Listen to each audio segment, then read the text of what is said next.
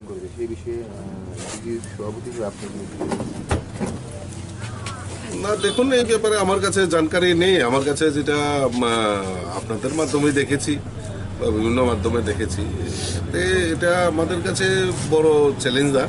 কারণ দল আমরা প্রস্তুত রয়েছি। আমরা আমাদের মোদিজি এই ত্রিপুরা রাজ্যের ডেভেলপমেন্টের জন্য যে কাজ করেছে তার নিরিখে দাঁড়িয়ে, এবং আমাদের ডাবল ইঞ্জিনের সরকার, রাজ্যের মাননীয় মুখ্যমন্ত্রীর পৌরোহিত্যে যে সরকার, এই সরকার মানুষের জন্য যে কাজ করেছে, সদ্য আমরা দেখেছেন আমাদের মাননীয় মুখ্যমন্ত্রী হাত ধরে মুখ্যমন্ত্রী জন আরোগ্য যোজনা 5 লক্ষ টাকা পর্যন্ত গরিবদের চিকিৎসা, এবং শুধু গরিব নয়, সমাজের প্রত্যেকটা অংশের মানুষকে এই সুযোগের আওতায় আনা হয়েছে। 5 লক্ষ টাকা পর্যন্ত তাদের চিকিৎসার দায়ভার রাজ্যের মুখ্যমন্ত্রী কাঁধে তুলে নিয়েছেন, যেটা আমাদের আয়ুষ্মান কার্ড, যেটা আমাদের ভারতবর্ষের প্রধানমন্ত্রী তার শুভ সূচনা করেছিলেন। তো কাজেই সমাজের প্রত্যেকটা অংশের মানুষের জন্য এবং সরকার ত্রিপুরা রাজ্যের যে উন্নয়ন চলছে তার নিরিখে দাঁড়িয়ে আমরা সদা প্রস্তুত, ভারতীয় জনতা পার্টি সংগঠন সদা প্রস্তুত।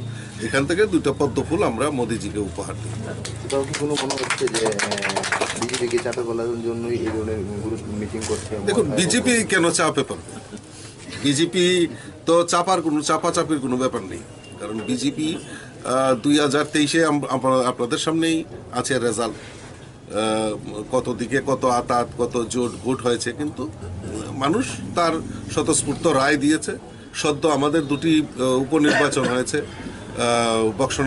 বক্সনগর এবং ধরপুরে। সেই সময় ভারতীয় জনতা পার্টি মানে একক আধিপত্য নিয়ে সেখানে জয়লাভ করেছে। তা কাজেই বিজেপির উপর চাপ সৃষ্টি করা বা বিজেপিকে চাপে ফেলানো, এটার কোনো ব্যাপারই না।